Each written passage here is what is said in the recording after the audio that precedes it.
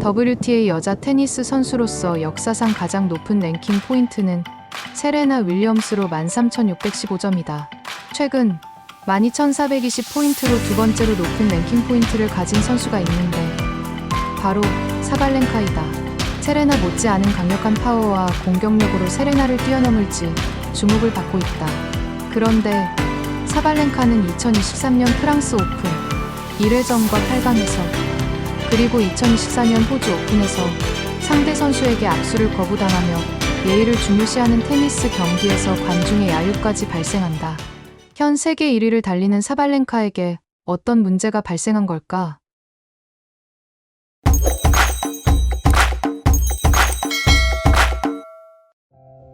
스포츠와 정치는 별개이지만 어쩔 수 없이 연결고리가 발생하기도 한다.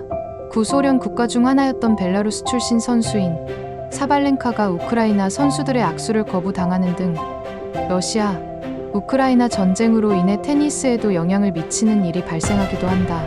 하지만 사발렌카는 2023년에 정치와 나는 다르다는 인터뷰를 했으며 테니스 선수로 선을 그었다. 여자 선수로 12,000포인트를 넘기기가 어려운데 최근 세레나 다음으로 역사상 두 번째 선수가 될 만큼 사발렌카의 질주가 계속되고 있다. 그럼 결국은 세레나와 같은 강한 피지컬이 그녀의 원동력일까? 아리나 사발렌카의 장점과 단점을 보면 알 수 있지 않을까 싶다. 장점은 1. 강력한 파워와 공격력이다. 서브 파워는 시속 190km 이상 나오는 강력한 퍼스트 서브는 WTA 투어에서도 최상급이다. 스트로크 공격성은 포핸드와 백핸드 모두 플랫하고 강하게 때려내며 랠리에서 먼저 공격권을 잡는 능력이 뛰어나다. 2.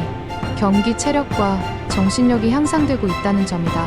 초기엔 감정 기복이 크다는 평가를 받았지만 최근 몇 년 사이 크게 안정되고 있다. 특히 2023년에서 2024년 시즌 동안 메이저에서 꾸준히 좋은 성적을 내며 무너지는 선수라는 이미지를 벗어나고 있다. 3. 하드코트에 최적화된 스타일이다. 발리나 수비보다는 강한 공격 위주의 테니스 스타일은 하드코트에서 특히 위력을 발휘한다. 이 때문에 호주 오픈, US 오픈 등 하드코트 메이저에서 성적이 좋다.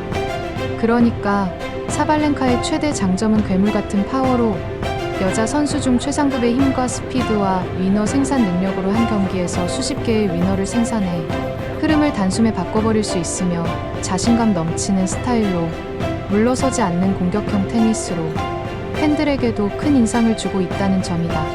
그럼 단점은 무엇이 있을까? 단점은 감정 기복 심하다.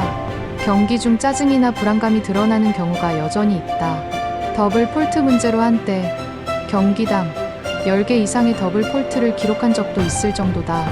코트 전환의 약점으로 잔디, 클레이에서는 하드코트만큼의 성적을 내지 못하고 있다는 점이다. 하지만 멘탈 코치와의 비밀 훈련을 통해 크게 개선되고 있고 2022년에서 2023년 차이 내 테니스는 바뀌지 않았지만 내 마음이 바뀌었다고 말한 적 있을 정도로 달라지고 있다. 사실 사발렌카는 어린 시절엔 테니스보다 배드민턴을 좋아했다고 한다. 아버지가 스포츠 선수였고 그로부터 큰 영향을 받았고 아버지가 2019년에 사망한 이후 사발렌카는 메이저에서 더욱 절실하게 뛰기 시작했다고 알려져 있다.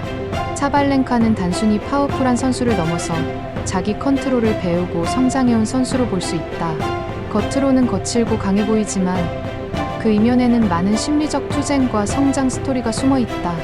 그렇기 때문에 누가 우승할지 예측이 어려웠던 춘추 전국 시대에 여자 테니스에서 그녀가 톱랭커 자리를 유지하고 있는 것이며 세레나를 뛰어넘는 선수로 주목받고 있는 것이다.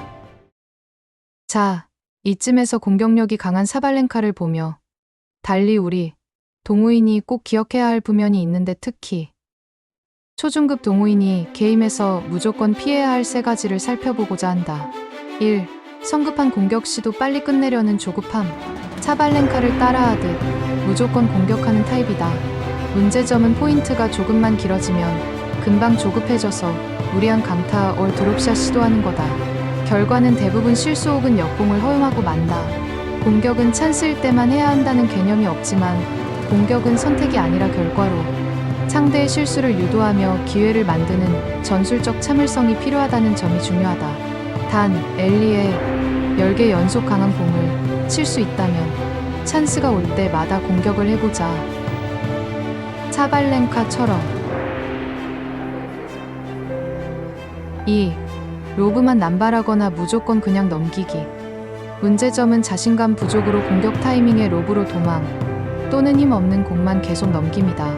결국 리듬을 잃고 상대에게 주도권 헌납하게 되고 이리저리 끌려다니다 실점하고 만다. 단순 안정적인 게 아니라 위험을 못 감수하는 수동 플레이가 된다. 해결법은 넘기는 테니스는 연습엔 좋지만 실전엔 독이 된다. 상황에 맞는 의도 있는 공을 연습해야 한다. 3. 전술 없이 치는 경기 무작정 치기. 문제점은 나는 포핸드 잘 치니까 포핸드로 몰아야지. 이런 생각조차 없이 그냥 친다는 점이다. 전술 없으면 게임도 없음을 기억해야 한다. 매 포인트가 즉흥적이고 패턴도 없고 결국 성장도 없다는 거다. 해결법은 1구 서브, 3구 리턴, 5구 마무리식으로 이런 자기만의 루틴과 전술 흐름을 만들어야 한다. 아직 넘어야 할 산이 많은 사발렌카는 이가 12홈 테크가 뒤를 바짝 따라오고 있고 신예들의 추격이 거세지고 있다. 단순 피지컬로 버티기는 분명 한계가 있을 거다. 분명 잘 알고 있기에 세레나를 뛰어넘기 위해 그리고 현 세계 1위를 지켜내기 위해 오늘도 험난한 훈련을 이겨내고 있을 것이다. 우리 동호인들도 한 단계 발전적인 테니스를 하기 위해서는 무엇인가 의식적인 연습이 필요하다. 무작정, 그냥, 그저 하는 테니스에서 당분간 하나의 기술에만 집중하며 없는 시간을 사용해야 한다. 공격적인 테니스는 강한 임팩트와 강한 이미지를 남길 수 있다. 하지만 실패했을 때에는 그만큼 돌아오는 데미지가 크게 남을 수 있다. 공격 테니스의 확률을 높이는 게 아주 중요하다. 40도 넘나드는 열기 속에서도 수분 충분히 섭취하시며 질퇴하시고요. 디그앤디그